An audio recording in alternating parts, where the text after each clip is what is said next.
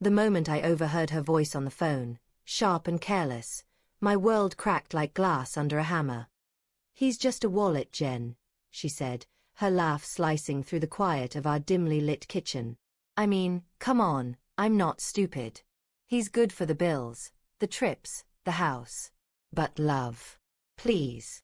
My hand froze on the fridge handle, the cold seeping into my bones as her words burned into my heart. I stood there, invisible in my own home, a stranger to the woman I'd vowed to cherish. For 8 years, I'd built my life around Emily. Every late night at the office, every extra shift, every dollar saved, it was for us. For the dream of a family, a future, a love I thought was mutual.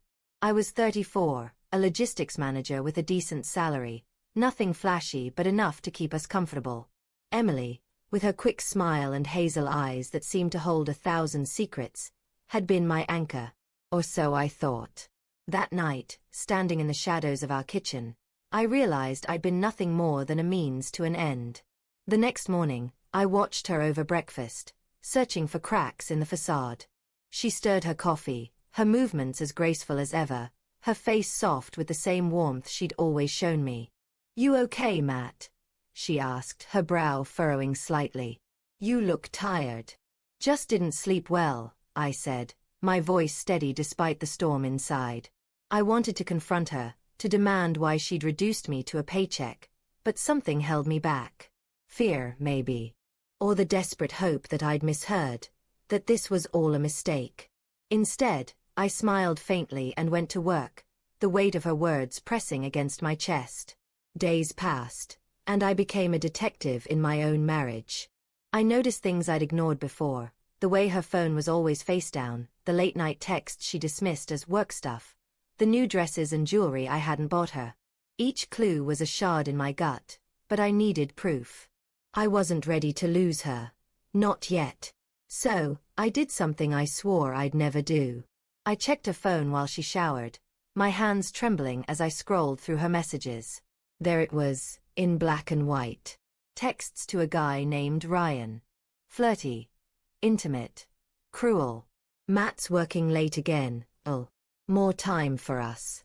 He's so clueless, it's almost sad. Can't wait to see you tonight." My vision blurred, not from tears but from rage, from the sheer humiliation of being played. I put the phone back, my heart pounding so hard I thought it might burst.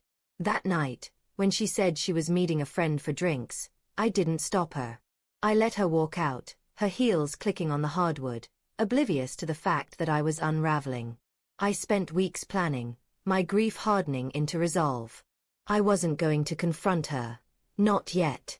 I wanted her to feel the weight of my absence, to understand what she'd thrown away. I started by untangling our finances. We had a joint account, but I'd been the one funding it.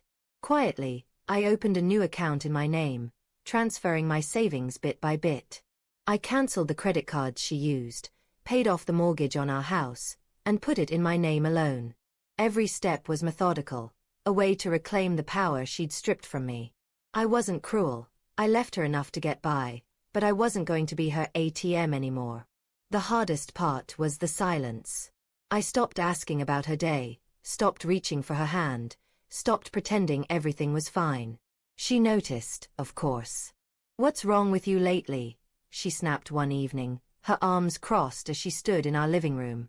The same room where we'd danced to old jazz records, where we'd planned our future. Now it felt like a stage for a play that had ended. "Nothing's wrong," I said, my voice flat. "Just busy." She rolled her eyes. "You're always busy. Maybe if you cared a little more about us." Us. I cut in, unable to stop myself. The word hung in the air, heavy with irony. Her eyes widened, but she didn't push.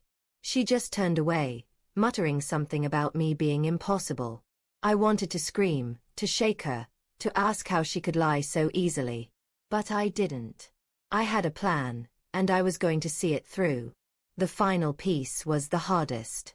I found a small apartment across town, a place she'd never find.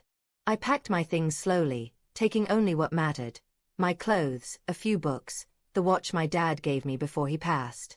Each item felt like a goodbye to the life I'd thought we'd have. On the last night, I sat at our kitchen table, writing a letter. I poured everything into it.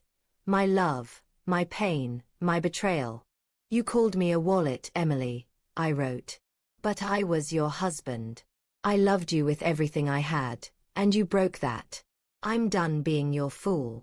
I left the letter on the counter, next to her favorite coffee mug, and walked out. I disappeared. No forwarding address, no new number, no trace. I quit my job, took a remote position with a company halfway across the country, and started over. The first few weeks were agony.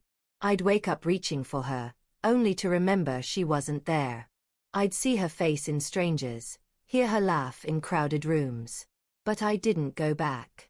I couldn't. She'd made her choice, and I'd made mine.